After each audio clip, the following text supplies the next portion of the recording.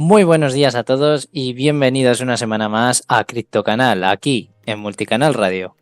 Y este sábado vamos a hablar de algunas cosas que están siendo tendencia esta semana, como son las runas de Bitcoin, que para quien no las conozca, más adelante en este episodio las explicaremos y nos meteremos de lleno con ellas.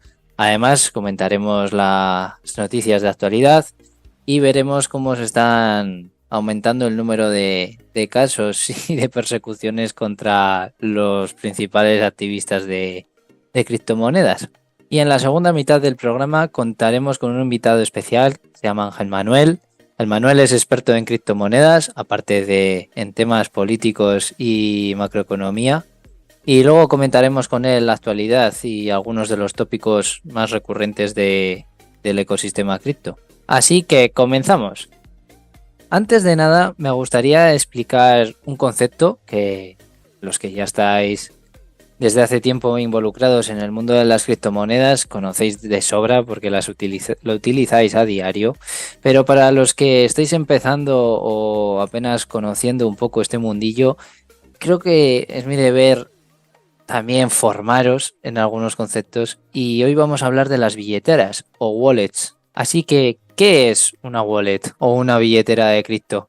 Pues es básicamente lo mismo que una billetera en el concepto físico en el que guardamos nuestro dinero, ¿no? Nuestras tarjetas de crédito y nuestros billetes y monedas. Pues una wallet es exactamente lo mismo, pero para custodiar criptomonedas.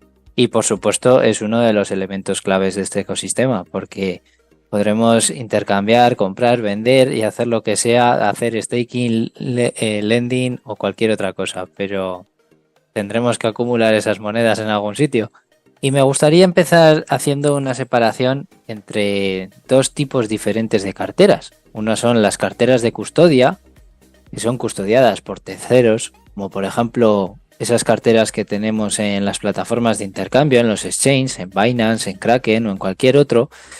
Ahí donde acumulamos nuestro dinero son billeteras, pero son billeteras de terceros. Son muy sencillas de usar, accesibles, rápidas, pero no nos olvidemos que no tenemos control sobre las claves privadas. El control lo tienen los exchanges y realmente quienes son dueños de esas billeteras son los exchanges. Así que diré una de las frases más conocidas del mundo de las criptomonedas y es que si no son tus claves, no son tus cripto.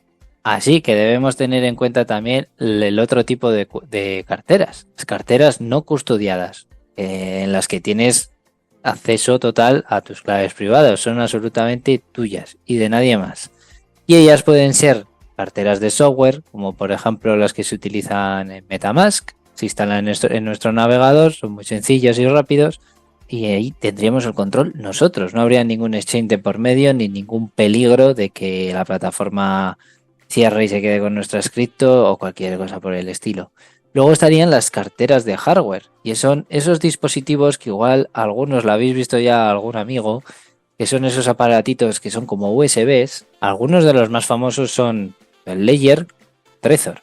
Y luego dentro de las carteras no custodiadas están las carteras de papel, que son papeles con unos códigos y unas llaves que te permiten almacenar tus criptomonedas.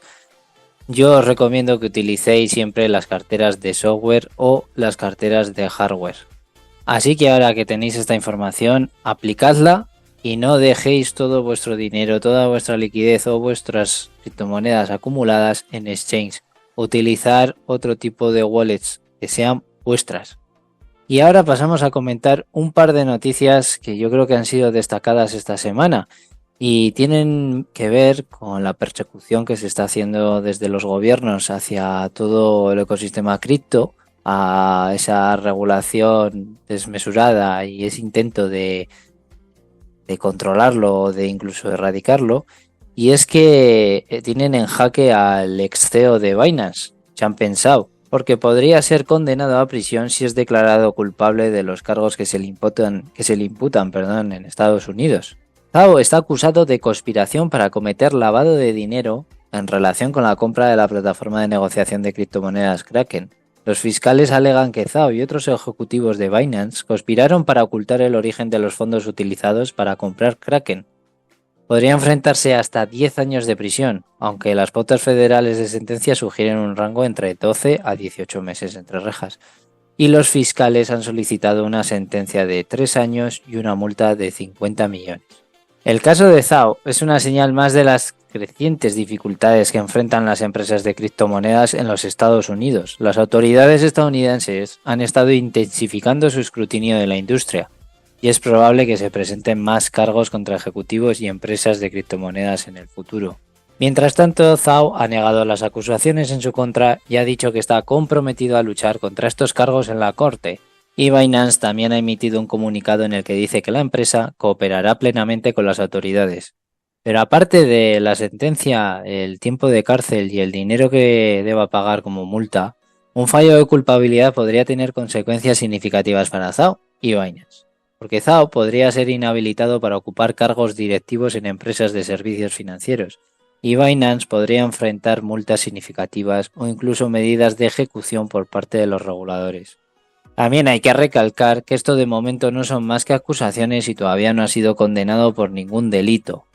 Aunque ya veremos cómo se encamina esto porque hay muchas similitudes con el caso de Sam Bankman, quien es el ex CEO del exchange de criptomonedas FTX. Bankman fue acusado de fraude y conspiración relacionados con el colapso de FTX y fue condenado a 25 años de prisión en marzo de 2024. Aunque también hay diferencias clave entre los dos casos. Los cargos contra Zhao son menos graves que los que se le imputaron a Bankman-Fried. Por supuesto, nosotros seguiremos el caso de cerca. Pero esta semana ha habido otro ataque más contra el ecosistema, y es que Samurai Wallet ha sido atacada. Los cofundadores de Samurai Wallet, Jack Dorsey y Jack Mallers, fueron arrestados y han sido acusados de lavado de dinero y operación ilegal de un servicio de transferencia de dinero sin licencia. Este caso ha puesto de relieve la compleja relación entre las criptomonedas, el anonimato y las regulaciones financieras. ¿Pero qué es Samurai Wallet? Samurai Wallet era una billetera de criptomonedas conocida por su enfoque en la privacidad, la cual se fundó en 2013. El objetivo de Samurai Wallet era ocultar la trazabilidad de las transacciones de Bitcoin. Entre estas herramientas se encontraban mezcladores de monedas, que mezclaba fondos de diferentes usuarios para dificultar el seguimiento de su origen, y un protocolo de pagos llamado Whirlpool, que utilizaba técnicas criptográficas para enmascarar aún más las transacciones. Las acusaciones contra Dorsey y Mallers se basan en la presunta operación ilegal de Samurai Wallet sin la licencia correspondiente para ofrecer servicios de transferencia de dinero. Además, se les acusa de lavado de dinero por facilitar la transferencia de fondos provenientes de actividades ilícitas. Y este caso ha tenido especial repercusión en el mercado de las criptomonedas, porque los precios de Bitcoin y otras cripto experimentaron una caída temporal tras la noticia, reflejando la incertidumbre y el temor de los inversores ante un posible aumento de la regulación gubernamental en el sector. Aunque lo más importante no es la bajada o subida temporal de las criptomonedas, sino el debate que hay sobre la privacidad y la regulación. Porque este caso ha revivido el debate sobre la privacidad en el ecosistema. Estamos los defensores de la privacidad, que argumentamos que las criptomonedas, por su naturaleza descentralizada, deberían permitir el anonimato de las transacciones. Sin embargo, las autoridades gubernamentales, como es lógico, y los organismos reguladores sostienen que el anonimato facilita el lavado de dinero y otras actividades ilícitas, por lo que es necesario implementar medidas para combatirlas, como si con el dinero fiat no hubiese lavado. Por el momento, lo más probable es que la empresa se vea obligada a cerrar sus operaciones o a modificar significativamente sus servicios para cumplir con las regulaciones. Como podemos ver, en esta semana tenemos dos casos muy notables de persecución contra las cripto e intento de prohibición. Y no olvidemos que también se está debatiendo en la Unión Europea la prohibición de las wallets, de las que hablábamos antes, porque al final son las que te permiten tener ese anonimato, esa privacidad y esa falta de control del gobierno. Al final, tú eres dueño de tu dinero, que manda narices que los reguladores y los gobiernos quieran básicamente dejar que seas dueño de tu dinero. Pero no solo la SEC y los reguladores son los que atacan. La Blockchain Association demanda a la SEC por la regla del dealer. La Blockchain Association, un importante grupo comercial de la industria, junto con varios activistas individuales, ha presentado una demanda contra la Comisión de Bolsa y Valores, contra la SEC, por su reciente regla que define los términos dealer y government securities dealer. La polémica regla, que entró en vigor en febrero de este año, amplía el alcance de la definición de un dealer para incluir a una gama más amplia de participantes en el mercado de las criptomonedas, lo que significa que más empresas y personas tendrían que registrarse con la SEC y cumplir las regulaciones más estrictas, lo que a su vez provoca un posible estrangulamiento de la innovación y el crecimiento. La demanda alega que la regla de la SEC es arbitraria y caprichosa y que excede la autoridad de la agencia. La Blockchain Association, junto con CoinCenter, Chamber of Digital Commerce y otros activistas individuales, sostiene que la SEC se ha extralimitado en su interpretación de la Ley de Valores de 1933 y la Ley de Intercambio de Valores del 34. Además, la demanda también acusa a la SEC de violar la quinta enmienda de la Constitución de los Estados Unidos, al no brindar un proceso legal adecuado a las empresas y personas afectadas por la nueva regla. Esta batalla promete ser larga y compleja, y sin ninguna duda tendrá un impacto muy notable y significativo en el futuro de la industria de las criptomonedas en Estados Unidos.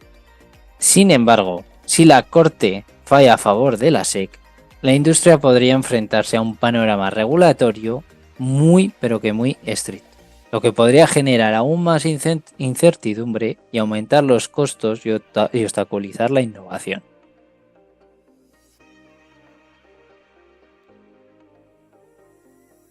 Bueno, pues hasta aquí el repaso de la actualidad de la semana.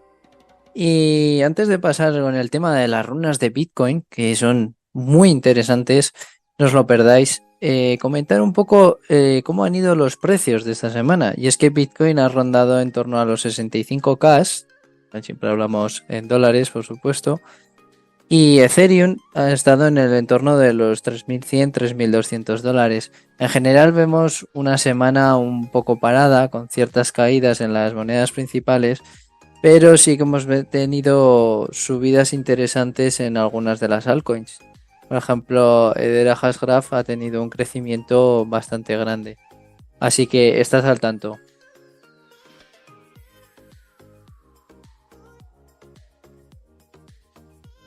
Y ahora, como hemos comentado antes, pasamos a hablar del tema más llamativo de la semana, que son las runas de Bitcoin, una revolución con matices. Nos vamos a sumergir en el apasionante mundo de las runas de Bitcoin, un nuevo estándar de tokens que promete revolucionar el ecosistema Bitcoin. Las runas de Bitcoin, también conocidas como inscripciones Bitcoin u ordinales, son un nuevo método para inscribir datos en la cadena de bloques de Bitcoin. Permiten la creación de tokens fungibles, NFTs y otros activos digitales directamente sobre la capa base de Bitcoin, sin necesidad de sidechains o protocolos externos. Y es que las runas no son un meme más. Con su eficiencia, seguridad y flexibilidad abren un abanico de posibilidades para empresas y desarrolladores, ya que algunas de las funcionalidades que tienen son la emisión de tokens de fidelización. Empresas como Starbucks o McDonald's podrían recompensar a sus clientes con tokens RSK por sus compras, creando un sistema de fidelidad más eficiente y transparente. ¿Qué mejor innovación que cambiar el juguete del Happy Meal por una runa? Tokens de representación de activos, inmuebles, acciones, materias primas se podrían tokenizar, pero ahora en la red de Bitcoin, no necesitando ir a otras redes y facilitando su compra, venta y fraccionamiento. Tokens de gobernanza, porque los proyectos de finanzas descentralizadas o DeFi podrían utilizar runas para otorgar a sus usuarios derechos de voto y participación en la toma de decisiones, y como no, pagos y transferencias. Podrían usarse como medio de pago para bienes y servicios dentro del ecosistema de Bitcoin, reduciendo costos y aumentando la rapidez de las transacciones. Es importante recordar que las runas de Bitcoin son una tecnología relativamente nueva y en constante evolución, y que su futuro dependerá de diversos factores como la adopción por parte de empresas y usuarios o el desarrollo de nuevas aplicaciones y el marco regulatorio que se establezca, porque como todos sabemos, la SEC está siempre al acecho, y sin duda ellos marcarán el camino de por dónde. No obstante, el potencial de las runas es innegable. Su eficiencia, la seguridad y flexibilidad las convierten en una herramienta poderosa para transformar el ecosistema de Bitcoin y abrir nuevas posibilidades para el mundo financiero en general. Y ahora vamos a mencionar a Casey Rodarmor. ¿Quién es Casey Rodarmor? Casey Rodarmor es el joven quien lleva trabajando dentro del núcleo de Bitcoin desde 2010 y es el creador de las runas. Algunas de sus frases de mayor repercusión fueron admitir en un podcast que odia al gobierno o decir que la mayoría de los NFT son tontas y estúpidas. Pero muchas de las cosas que la gente hace cuando usa Bitcoin probablemente ya sean tontas y estúpidas. Algunas NFT, en particular las NFT de arte generativo, son tremendamente creativas y geniales, y diseñé inscripciones específicamente para permitirlas. Buenas florituras saltó este señor. Y su último tweet respecto a las runas, ya que se ha aprovechado el tema del halving para dar mayor salida y mayor promoción a ello, fue el siguiente. Aviso para todos los degenerados. Las runas, los ordinales y las inscripciones son un espectáculo divertido. Bitcoin es el evento principal. Mantente humilde, acumula satoshis. Así que podemos ver cómo aquí la comunidad digamos que ha habido una gran parte de la comunidad que se tiró encima, ¿no? Porque no querían que hubiera una revolución de meme coins otra vez, como pasó en su día al surgir los NFTs, sino que quiere que sea algo de valor, que tenga implementación real, pero no quiere que se equipare a Bitcoin, quiere que sea algo paralelo a Bitcoin, pero dentro de su red, porque es que una de las cosas principales que quieren sus creadores es que haya una comunidad interactiva también para la red de Bitcoin, no solo que se quede en Ethereum o en el resto de redes blockchain, sin dejar de lado, por supuesto, la esencia de Bitcoin. No olviden investigar, explorar y tomar decisiones informadas. Las runas de Bitcoin podrían ser clave para su éxito financiero y para el futuro de las criptomonedas, pero recuerden, la prudencia y la cautela son siempre necesarias en este mundo digital. Que el poder de las runas de Bitcoin les acompañe.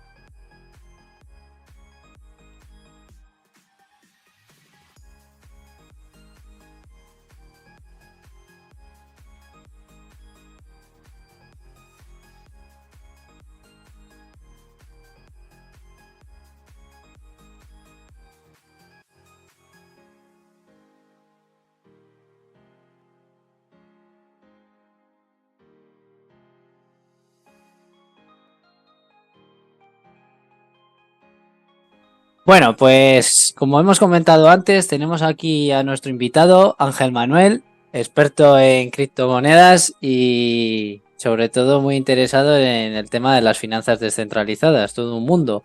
Así que ha venido hoy aquí para compartir este ratito con nosotros y comentar, bueno, lo más reciente de Bitcoin, que es el tema del halving y todo lo que dé. Así que bienvenido Ángel Manuel, ¿qué tal estás?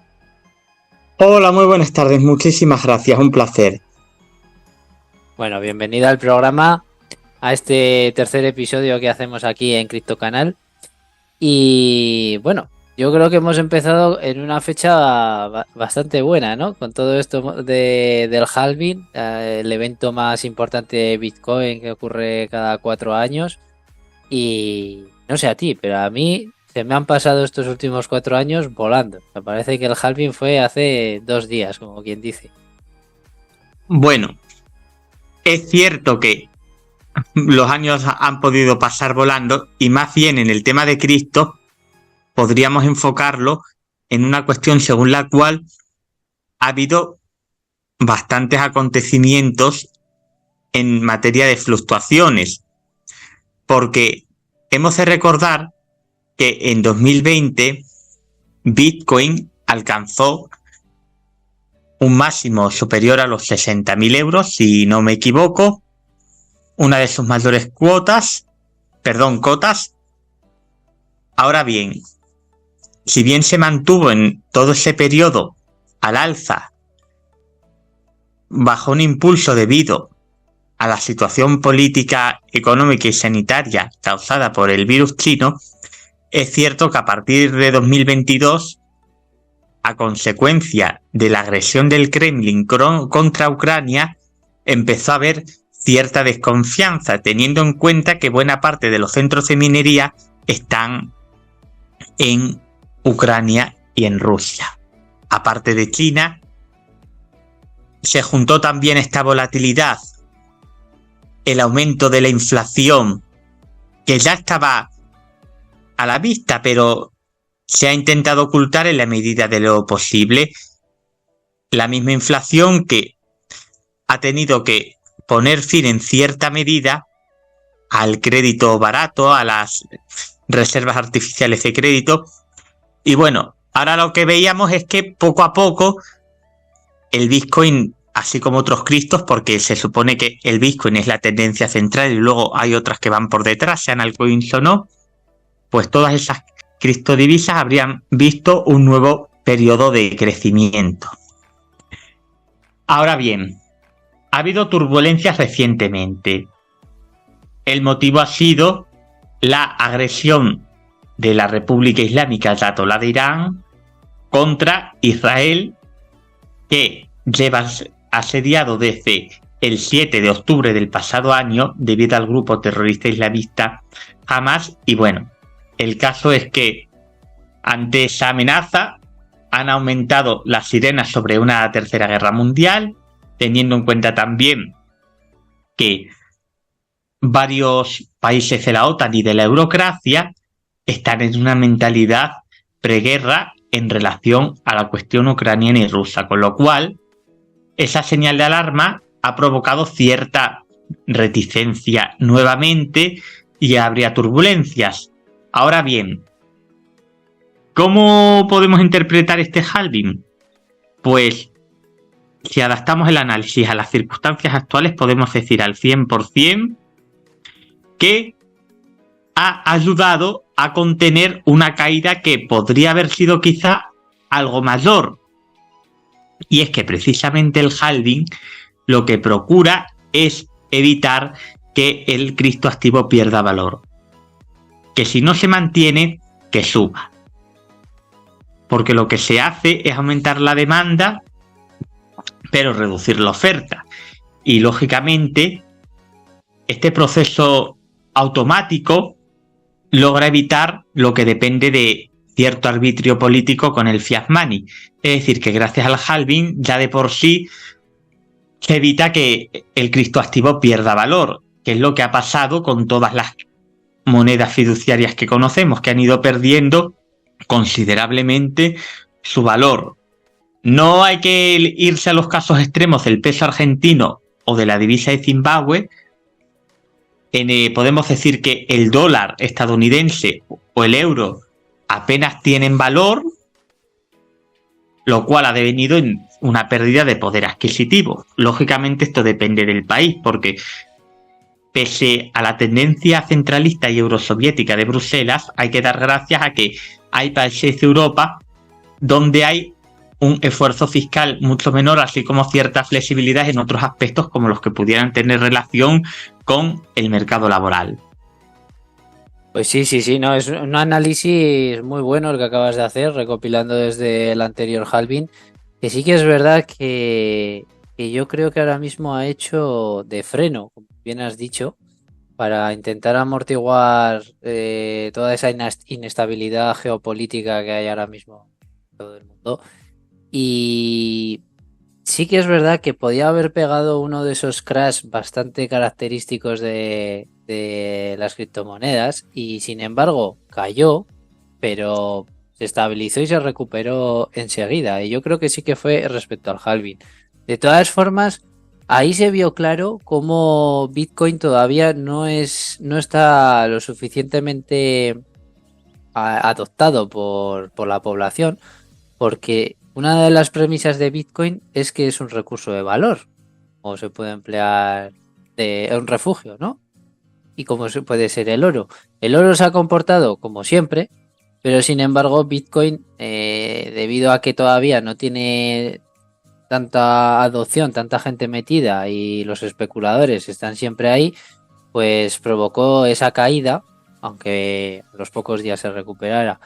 Y sí que es verdad que han sido unos años bastante inestables, que Europa se ha tenido que meter de lleno con el tema de la guerra de Ucrania y Rusia, y eso ha provocado bastantes problemas económicos con todo el tema del gas, la energía, la inflación, como bien has dicho.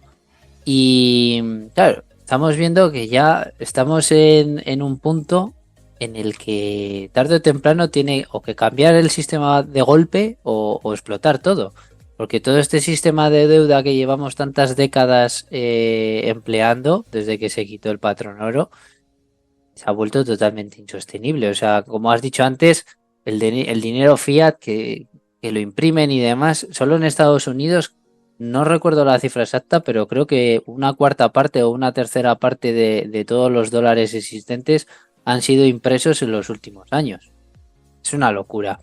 Y claro, ahora con el tema de los países árabes contra Israel, todo este fundamentalismo religioso que hay, tenemos ahí una cuestión en ciernes de realmente qué va a hacer Europa también, porque yo la veo muy tibia, no veo que se moje con nada, igual que con lo de Ucrania, lo único que hace es posicionarse de sí, mandamos armas, decimos dos amenazas y se acabó, ¿no? Pero todo sigue igual. Y yo creo que con los países árabes va a ser todavía más, con mayor de Siria, está más lejos, pasarán del tema. Y el tema de Irán, vi una noticia el otro día que me resultó bastante curiosa y es que es un territorio bastante atractivo para el minado de Bitcoin. Y sí que se puede sumar a esa lista de países como los que has dicho de Ucrania y de Rusia, que eran principales países mineros de Bitcoin y de monedas. Y claro, todo esto en medio del halving. Y el halving, queramos o no, está directamente relacionado con la minería. Entonces, ¿qué va a pasar si tenemos a Rusia y a Ucrania en guerra, a Irán en guerra, y son principales territorios de minado de Bitcoin? ¿Acaso van a coger otros países que no están en guerra, ya sea países occidentales, por decir, van a adoptar la minería cuando ni siquiera hay una regulación en ciernes y con el precio de la energía tal y como está? ¿O qué va a ocurrir con la minería hoy en día? La cuestión es que esos países que se citan tienen unos costes energéticos mucho más bajos porque tienen un poder adquisitivo mucho menor. Cosa que no ocurre en Europa, que por cierto, la energía no necesariamente es más cara donde hay más poder adquisitivo. A ver, en España hay un coste bastante elevado y ha de decirse que muchas veces ese coste responde a un precio artificial que no se deriva de la espontaneidad del mercado, sino de la ingente cantidad de impuestos y de tasas ecológicas, aparte de pagar ciertas primas a las renovables, que ese problema también se ha dado en cierto modo en Alemania. La cuestión es que, a pesar de eso, el nivel económico es mucho más bajo en esos países, con lo cual es más factible para un estadounidense o para un español pagar por la minería en Irán o en Ucrania que, por ejemplo, en Florida, por mucho que relativamente en Florida pueda ser barato. en comparación con Nueva York o California. Pues vale, que a lo mejor vas al supermercado en Suiza y está todo igual que en España, pese a que cobren más. Pero aún así, la comida será mucho más barata en Zimbabue, pese a toda la inflación, porque es un país mucho más pobre. Sí, sin duda. Pero claro, hay que añadir el tema de será siendo más rentable en esos países, pero estamos hablando de que son países en guerra.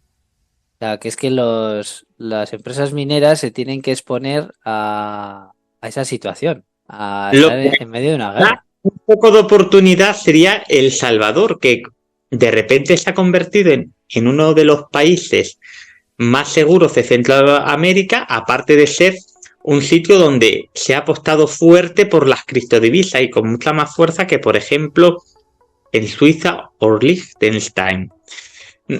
Se admiten los pagos gubernamentales y empresariales con Bitcoin y por detrás podría ir Argentina, por lo menos según una de las promesas electorales de Javier Milei. Son países que tienen costes más baratos para muchos occidentales y El Salvador, sobre todo, podría ser un territorio actualmente estable. Sí, la verdad que lo del Salvador. Bueno, aquí, mira, te quiero hacer una pregunta ya. Esto es más de opinión, ¿no? Personal. El Salvador, Bukele, se le ha criticado durante estos años por comprar Bitcoin con dinero estatal, ¿no? Y vale que ahora mismo, tal y como está Bitcoin de precio y que él ha seguido comprando, ha hecho un coste medio ponderado, por así decir, está en positivo, o sea, tiene ganancias, de beneficios. Pero, ¿crees que moralmente un presidente puede tomarse esas libertades?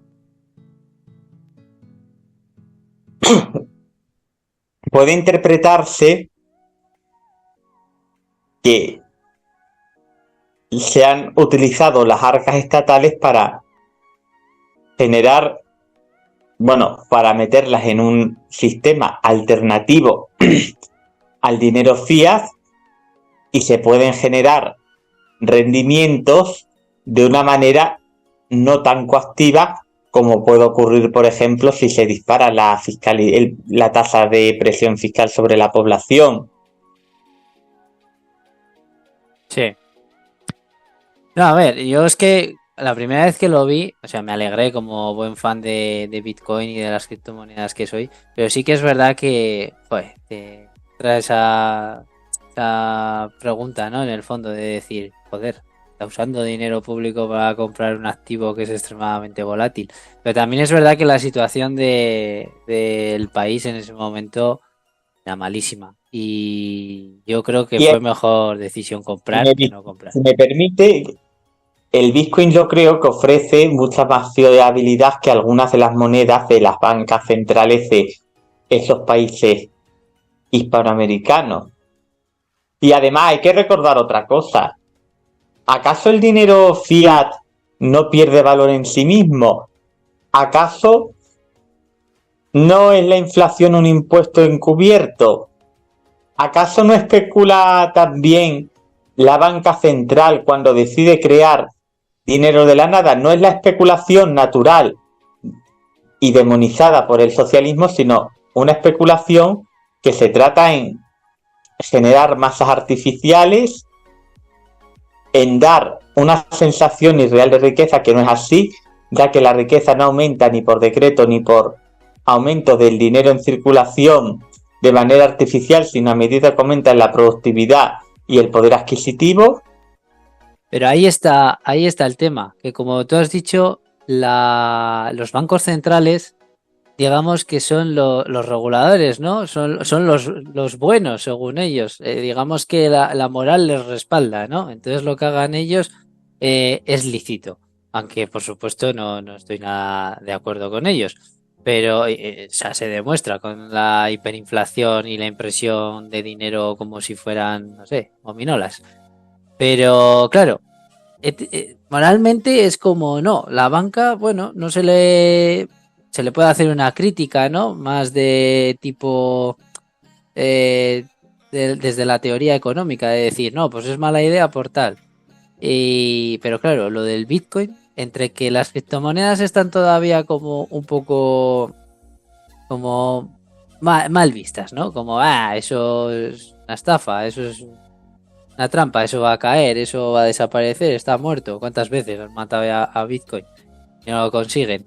Y claro, esa es la diferencia realmente.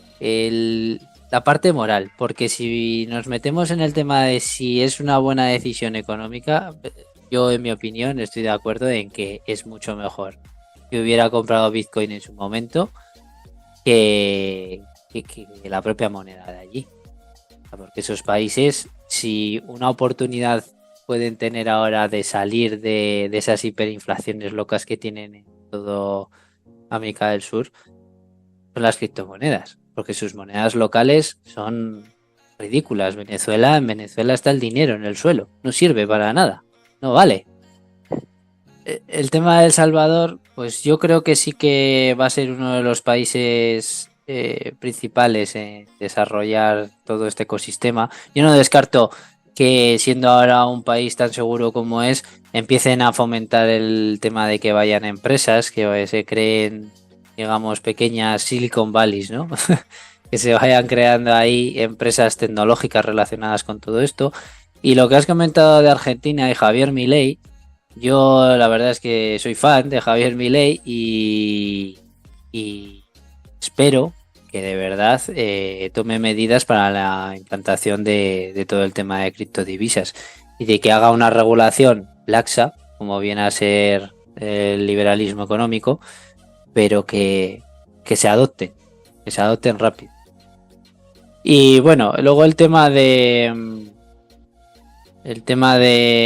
bueno, el precio con el halving, todos los halvings que han ocurrido, prácticamente el primer mes, 2 primeros meses que rodean al halving, siempre han sido de caídas.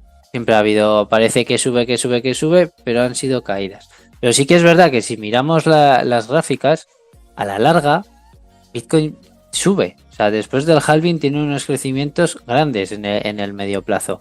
Y ahora hay los gurús de Bitcoin que están prediciendo de que es fácil que en 2025-2026 Bitcoin alcance los $250.000.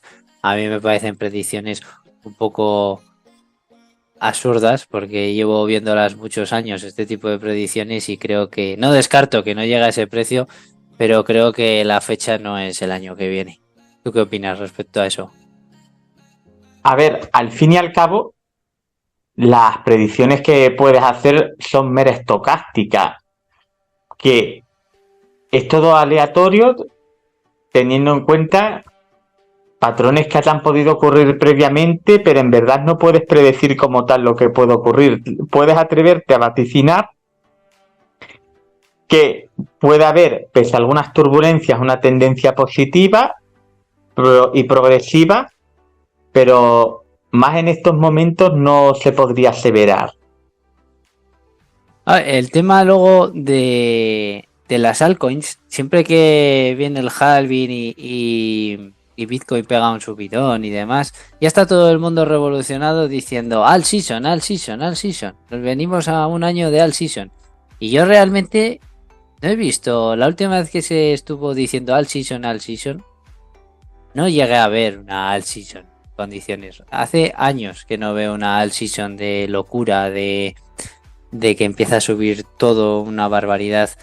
¿Crees que ahora puede ser un momento en el que, a pesar de la situación geopolítica que hay, que afecta directamente a la economía, al mercado de valores, que está muy relacionado con las criptodivisas, porque normalmente cuando los mercados tradicionales caen, Bitcoin suele ir más o menos a la par, no se diferencia demasiado? ¿Es que veremos en lo que queda de año una all season? ¿Puede ser posible? Ahora mismo habría que ver qué curso de evolución se da.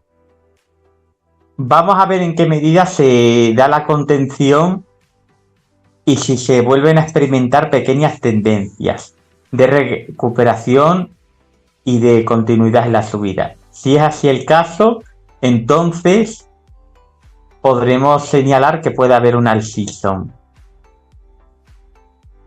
Bueno, pues eso el futuro lo dirá. Veremos a ver en qué termina este año y dónde se queda ese precio. Si al final el año que viene alcanzan las cifras que esos gurús están diciendo o se mantiene de manera más lineal y seguimos creciendo, porque no nos olvidemos que desde que nació Bitcoin en 2009 el precio ha dejado de subir. Y que intenten matar a Bitcoin o que la gente diga que nunca se va a adaptar o que es una estafa o cualquier cosa. Al final es la gente que no está metida y que desde la ignorancia en ese tema da una opinión desde el miedo, que no es otra cosa, el desconocimiento. Y eso ha ocurrido siempre en la historia de la humanidad. Ocurrió con Internet, que era de Internet cuando nació. Pasó lo mismo cuando se creó por primera vez el mercado de valores, la bolsa en Estados Unidos. Aquella época era mucho el tema industrial del tema de fundiciones y de ferrocarriles. Y al final todo se ha ido adoptando. Y las personas la han acabado viendo como la nueva normalidad. Y lo que creo que viene es, sin ninguna duda, son unos poquitos años de regulación de la manera que puedan los gobiernos, pero la Agenda 2030 de Europa y las finanzas descentralizadas y Bitcoin y las CBDC está todo unido de la mano y va a venir. Lo único que están haciendo es poner el freno para que llegue lo más tarde posible, pero no es más que para que puedan seguir teniendo el control o al menos mantenerlo. Así que veremos qué pasa con el tema de las CBDC, que es otro tema bastante gordo. ¿Y tú qué opinas respecto a las CBDC, Ángel? ¿Crees que van a atentar directamente contra la privacidad? En la regulación MiCA, que se aprobó hace relativamente poco, se establece que no, que se va a mantener el tema de la privacidad controlado y que no va a ser el ataque que se está especulando. Pero ya sabemos cómo son los gobiernos. De pronto dicen una cosa. Es que el gobierno nos monitoriza constantemente. De hecho, lo que se quiere con las CBDC y el llamado oro digital no es nada que se base en el blockchain, sino una digitalización de un activo que se fortalezca en base a la supresión forzosa del dinero en efectivo, a fin de facilitar la monitorización de las transacciones bancarias y otras posesiones. Sí, pero para establecer los CBDC al final necesitan todo este sistema de la blockchain. Y luego el tema que viene detrás, ¿no? Los puentes, los oráculos y todas las historias para poder implementar todo esto. Y ahí es donde van a tener la capacidad de controlarnos. Sí, pero por ejemplo el oro digital no se sabe si va a ser del blockchain como tal lo conocemos, que el valor se determine espontáneamente, porque al fin y al cabo en la cripto tradicional tenemos un blockchain que espontáneamente, en base a los procesos de minado y de participaciones en el trading, pues va definiendo, bueno, y otra serie de inversiones, pues puede definir de una manera descentralizada el valor, pero la CBDC al final es como algo que va a la par con un activo fiat. Sí, y yo creo que al final va a ser todavía peor que el sistema que tenemos actual, porque ahora mismo vamos al Banco Central, imprimimos billetes y creamos más dinero. Pero es que con la CBDC ya no es que haya impresión de billetes, es que esto es totalmente, o sea, creación indiscriminada de dinero, porque si hacen un euro digital que se respalda en base a nada, a simplemente el propio gobierno, como es básicamente cualquier moneda fiduciaria hoy en día, ¿eso no crees que va a generar un problema aún mayor de deuda y de hiperinflación del que tenemos ya, del que se ha llegado después de tantas décadas con ese sistema? Me refiero, con las CBDC al final lo que van a hacer es dejar de imprimir dinero como se está haciendo ahora y ya directamente va a ser un numerito en la pantalla que va a ser el euro digital, que no va a estar respaldado por nada más, que no es más que el gobierno, como es la moneda fiduciaria, pero es que yo creo que ahora va a ser todavía más indiscriminada la impresión de dinero digital, ¿no? O sea, y creo que va a ser un sistema todavía peor porque va a generar aún más deuda y aún más hiperinflación. Efectivamente, es que no, básicamente todo va a depender de 4 operaciones informáticas que estén programadas según el arbitrio del gobierno. Tal cual, eso va a ser. Aleatoriedad total. Pero bueno, veremos lo que nos depara. Y ahora, cambiando un poco de tema, que está un poco enlazado con el tema de las CBDC, las finanzas descentralizadas. Aquí viene un mundo totalmente nuevo, libre, diría yo, y que nos permite tener un control absoluto de nuestro dinero y de nuestras propiedades, porque al final con las finanzas descentralizadas estamos hablando de que personas están generando dinero mediante juegos, de videojuegos, gente que sale a caminar y genera dinero, o que está haciendo cualquier cosa en un videojuego y gana dinero. Luego el tema de la tokenización de activos se está yendo al tema de... Siempre pongo el ejemplo de el tema inmobiliario, de que se están tokenizando un porcentaje muy alto del mercado inmobiliario. Y al final la gente va a comprar un token, en vez de que subyacente es una vivienda, ¿no? Pero están comprando un token directamente. Y lo mismo con, por ejemplo, acciones de bolsa. Tú puedes comprar tokens y estar comprando acciones, o sea, tokenizar todo. Y eso, digamos, que va a eliminar una figura icónica, que es el notario, porque al final la blockchain certifica y valida todo. Así que ahí que tengan cuidado. Y no sé, está como abriendo un nuevo paradigma. Unas finanzas descentralizadas que se alejan totalmente de lo conocido. Y es en lo que creo que más hincapié están haciendo los bancos y los gobiernos, porque creo que están muy asustados sobre todo por ese tema. A ver, se supone que las finanzas descentralizadas van mucho más allá del paradigma criptoclásico, entran ya dentro del paradigma de la web 3, que es un paradigma web que no destaca solo por la mayor interacción en comunidad, teniendo en cuenta que la web 2.0 pues implicaba los blogs y las redes sociales, aparte del correo electrónico. Aquí va a entrar más de lleno la blockchain y en un paradigma mucho más favorable con la privacidad. Tengamos en cuenta de que en la web 3, para participar en las finanzas descentralizadas, tú no te registras en un servidor central, ni utilizas los servicios de OAuth como la cuenta de Facebook, la cuenta de Google. Tú básicamente tienes un monedero en tu ordenador local y dependes del mismo. Es más, si pierdes la información del ordenador local, es muy probable que pierdas la información de ese monedero, salvo que mantengas una clave considerablemente aleatoria. ¿Crees que los ciudadanos están preparados para ser capaces de guarecer sus claves personales y saber que si pierden esas claves, pierden su dinero? O sea, que no hay un banco que luego llamen a atención al cliente y les faciliten dinero o les resuelvan el problema. ¿Tú crees que la gente está preparada? Y además, igual algún día la clave tal cual la conocemos desaparece debido a la huella biométrica. De hecho, ya en muchas aplicaciones convencionales de banca puedes iniciar sesión poniendo el dedo pulgar en el móvil, en el botón de encendido. Sí, eso es verdad.